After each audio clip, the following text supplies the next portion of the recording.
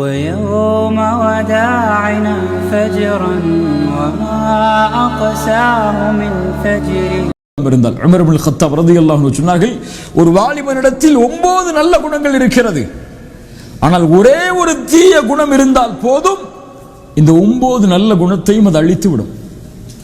அதைத்தான் ரசூலுல்லாஹி ஸல்லல்லாஹு அலைஹி வஸல்லம் இடத்திலே கேட்கப்பட்ட போது, ஒரு பெண் தொழுகிறாள், நோன்பு வைக்கிறாள், இரவு வணக்கத்தில் ஈடுபடுகிறாள், தான தர்மங்கள் செய்கிறாள், ஆனால் அண்டை வீட்டாருக்கு நோவினை செய்கிறாள்.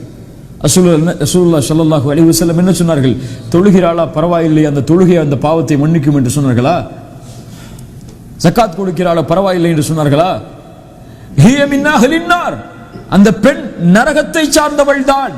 அண்டை வீட்டாருக்கு நோவினை செய்யும் அந்த பாவம் மேலே உள்ள எல்லாவற்றையும் அழித்துவிடும். அதைத்தான் அந்த ஹதீஸில் சொன்னார்கள். கவனிக்க வேண்டிய வார்த்தையும் அதுதான், லா கைர ஃபீஹா.